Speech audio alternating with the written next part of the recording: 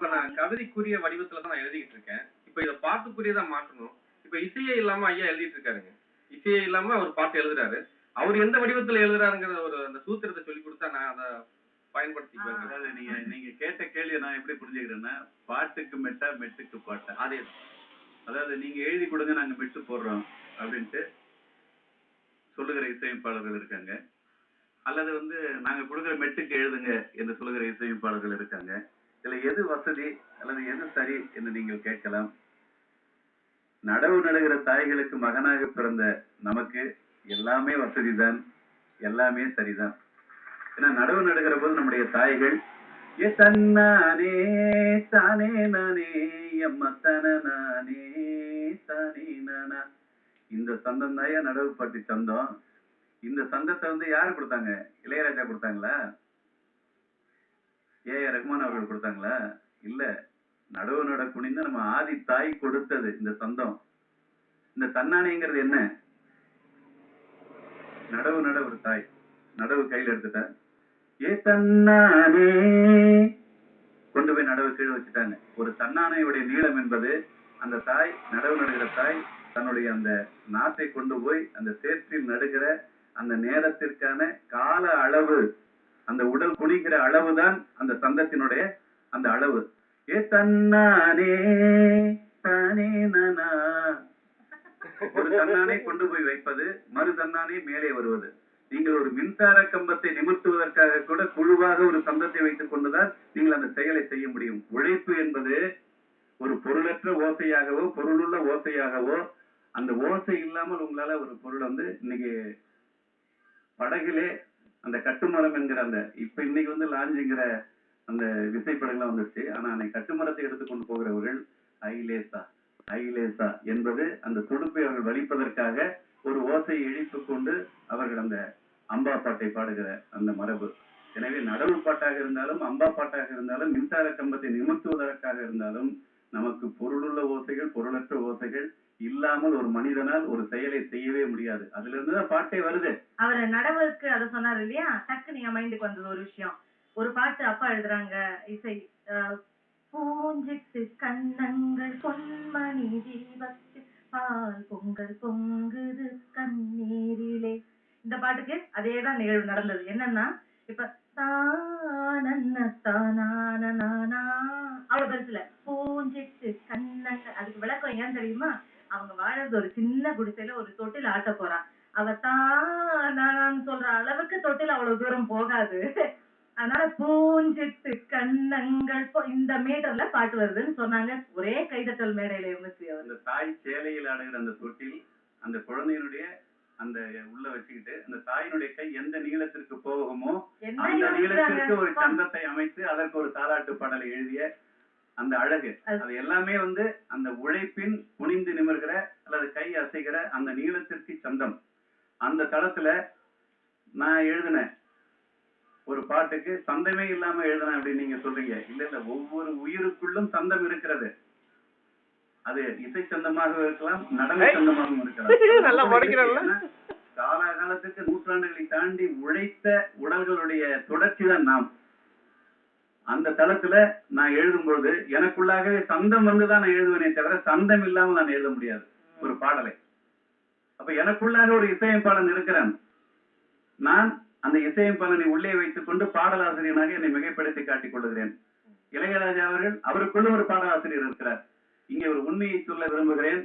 இன்றைக்கு பல பாடல்கள் இசைஞானி இளையராஜா அவர்களால் உருவாக்கப்பட்டிருக்கலாம். ஆனால் ஒரு கதையை கேட்டுவிட்டு, ஒரு இயக்குனர் சொன்ன கதையை கேட்டுவிட்டு அவர் ஹார்மோனியத்தில் அவர் விரல்கள் அங்கே நடனமிட அவர் உருவாக்குகிற மெட்டு என்பது தமிழாகத்தான் வரும், பல்லவி. எனவே பல பாடல்கள் இன்றைக்கு பாடலாசிரியர்களாக நாங்கள் இருக்கலாமே தவிர பல பல்லவிகளுக்கு பாடலாசிரியராக இளையராஜா தான் இருந்திருக்கிறார் என்பதை இங்கே நான் வெளிப்படையாக பதிவு செய்கிறேன். இதை எந்த பாடலாசிரியர் வேண்டுமானாலும் மறுத்துக் கொள்ளட்டும். ஏன்னா அதை மாற்றி எங்களால எழுத முடியாது.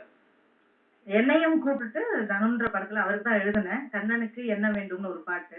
முதல்ல என்ன கூப்பிட்டுட்டு அப்பாவை நான் ரொம்ப நேசிக்கிறேன், அப்பா கடைசி பாட்டு எனக்காக தான் எழுதினாரு, அதனால நீ எழுதணும், உனக்கு என்னுடைய வாழ்த்துக்கள் ஆசீர்வாதங்கள் எல்லாம் சொல்லிட்டு நானே அடியெடுத்து கொடுக்குறேன். அடியெடுத்து கொடுத்தவர் எனக்கு இளையராஜா அவர்கள் தான். அதை நான் பெருமையா சொல்லிக்கிறேன்.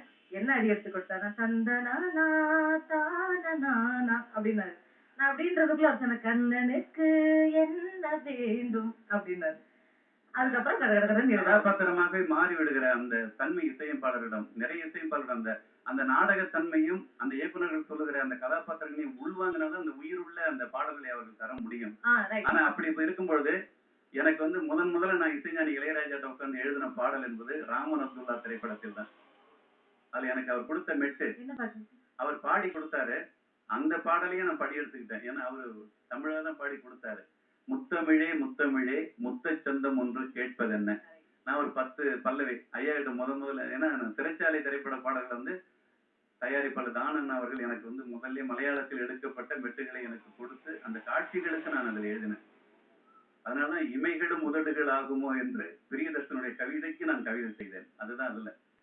ஆனா இந்த இதுல முத்தமிழே முத்தமிழே முத்தச் சொந்தம் ஒன்று கேட்பதென்ன போன்ற பல்லவிகளை நான் ஒரு 10 பல்லவிகளை எழுதினேன், 10 தருணங்களை எழுதினேன். குறைக்கிட்டே வந்து முதல்ல அவர்கிட்ட எழுத போறோம், என்ன சொல்ல போறாருங்கிற ஒரு பயம் எனக்கு இருந்தது. இது நல்லா இருக்குல்ல, சந்தத்துக்கு ரொம்ப அழகா இருக்கு, இதே எடுத்துக்கலாம் அப்படின்னு சொல்லும் பொழுது, அடடா ஒரு தாயின் வாயாலேயே ஒரு பிள்ளை முதல் பாடலிலேயே கொஞ்சப்பட்டிருக்கிறது என்ற மகிழ்ச்சி எனக்கு இருந்தது. காதல் வழி சாலையிலே வேகத்தடை ஏதுமில்லை, நாணக்குடை நீ பிடித்தும் வேறு வரைக்கும் சாரல் மழை அப்படின்னு. என்ன காதலுக்கு ஸ்பீட் பிரேக்கரே கிடையாதா என்று அவர் சொல்லிய போது நான் கூச்சப்பட்ட அந்த நினைவுகளை இப்போ நினைவுக்கு வருகிறது. அந்த பதிலுக்கு போறதுக்கு முன்னாடி 10 நாளா நிறைய பேசணும்னு வச்சிருக்கேன். என் வயிற்றுல குழந்தை இருந்த போது நான் கேட்ட பாட்டு அது. அவ்வளவு நான் அது மட்டும் இல்லாம இன்னொன்னும் அந்த ஏன் வீட்டு ஜன்னல் கட்டி ஏன் பாக்குற, இள நெஞ்ச தட்டி தட்டி ஏன் தாக்குற, கண்ணாலே பேசாதே கல்யாணம் பேசு. ஆஹா, என்ன பாடல்கள் அதெல்லாம். என் வீட்டு ஜன்னல் கட்டி ஏன் பாக்குறேன்னு யாராவது காதல் பாட்ட ஆரம்பிப்பாங்களா? திருடனுக்கு தான் பாட்டு இருக்கும் அப்படி. ஆனா காதல் பாட ஆரம்பிச்சு நீ காதல் திருடன்னு சொன்னவன் காலம் அது இல்லையா? அதே போல நான் எழுதி ஒரு வச்சிருந்தேன், அள்ளி தந்த வானத்துக்கு என்னுடைய தம்பி விஜய் அவர்கள் இயக்குனர் வந்து வந்தார். வரும்பொழுது வாடி வாடி நாட்டுக்கட்டை பாடல் அப்ப எழுதிட்டு இருக்கிற அந்த நேரம் என்னுடைய அந்த எழுது பலகையில வந்து ஒரு பாடல் இருந்தது. என்னென்ன அப்படின்னு கேட்டாரு, பாரு அப்படின்னு. தோம் தோம் தித்தித்தோம் தொலைவில் இருந்தும் சந்தித்தோம், கண்ணால் கண்ணில் கற்பித்தோம், காதல் பாடம் ஒப்பித்தோம். அந்த இதை பார்த்தாரு. பார்த்த உடனே சுற்றி சுற்றி வீசும் காத்தை நிற்க சொல்லி சுவாசித்தோம். இதெல்லாம் பார்த்துட்டு அடட நல்லா இருக்கு, நான் என் படத்துல வச்சுக்கிறேன். இந்த இயக்குநர்கள் வந்து அந்த தமிழின் மீது உள்ள அவர்களுடைய காதல், அந்த பாட்டை அவர் எடுத்துட்டு போனாரு, கொண்டு போய் வித்யாசாகர்கிட்ட காட்டினாரு. காட்டினோடனே ஒரு அரை மணி நேரத்துல அவர் அந்த மெட்டு போட்டு எங்கள்கிட்ட பாடி காட்டினாரு. அதுதான் அந்த பாட்டு. அப்ப எனக்குள்ள சந்தம் இல்லாம அந்த தோன்றும் தித்தித்தம் வந்துடல, எனக்குள்ள ஒரு சந்தம் இருக்கு. அதனால வந்து அவங்க ஒரு நம்பிக்கை இப்ப அந்த வானொலியில வரும் இல்லைங்களா, நான் ஒரு தானானே போடுங்க, தானான தானானே தானே தானான தானானே அப்படின்னு ஒரு இசை என்னை எழுப்பி விடுவேன் சிறு வயசுல. அப்ப அந்த சூழல்ல நான் கொஞ்சம் ஏமாந்து இருந்தேன். அது வரிகளா போட்டா என்ன பண்ணலான்ட்டு அந்த வயசுல போட்டதுதான் இந்த வரி. ஏமாந்து போனேனே ஏமாந்து போனேனே அச்சச்சோ அச்சச்சோ அப்படி கொண்டு போனேன். இது மாதிரி அளவுமானம் அப்படிலாம் சொன்னாங்க. எனக்கு அப்ப அந்த நம்பிக்கை வந்தது, எனக்கு அந்த மெட்டுக்கு பாட்டு எழுதுவோங்கிறது. ஆனா இன்னைக்கு இருக்கிற கவிதைகள் எல்லாம் வேற வடிவத்துல இருக்கு. அத ஒரு கொஞ்சம் பாத்தீங்கன்னா, நான் என்ன சொல்றேன், நீங்க சிறந்த பாடலாசிரியர்களாக நீங்க வரணும்னா உங்களுக்கு மனசுக்கு எந்த பாட்டை நீங்க அடிக்கடி கேட்க விரும்புறீங்களோ அந்த பாட்டை எடுத்துக்கிட்டு, அந்த மெட்டை எடுத்துக்கிட்டு, அதுல வைரம் எழுதியிருக்காரா, உன்னை தாண்டி நான் சிந்திக்கிறேன், வாலி எழுதியிருக்கிறாரா, அவரை தாண்டி நான் சிந்திக்கிறேன், நீ போட்ட ஓமையை நான் தொட மாட்டேயா, நான் எழுதி காட்டுறேன் அப்படின்னு நீங்க எழுத முயற்சி பண்ணீங்கன்னா அது அம்மா சொல்லுவோம். நான் ரொம்ப அழகா என் மனசுல இருக்கிறத இன்னொருத்தர் பேசிட்டு இருந்தா நான் எதுக்கு, மனசுல இருக்கிறத எப்படி எடுத்து பேச முடியும்? அவ்வளவு அழகா பேசுறாங்க. அது உண்மைதான். நான் நினைக்கிறது ஆசைப்படுறது எல்லாம் அதுதான். சில பேர் என்கிட்ட கேட்டாங்க, ஏன் இன்னொருத்தங்க, எனக்கு ஒரு 2 விமர்சனம் வந்துச்சு. ஒரு இசைக்கு ஏற்கனவே வந்த பாட்டை நீங்க எழுதுனீங்கன்னா அது கொலை மாதிரி, ஏற்கனவே இருக்கிற ஒரு குழந்தையை கொலை பண்ற மாதிரி அப்படின்னாங்க. இன்னொருத்தர் என்ன அழகா சொன்னாரு அப்படின்னா, அதை தாண்டி என்ன சிந்திக்க முடியும் என்று நினைப்பதுதானே கலை, அது கொலை ஆகாது அப்படின்னு.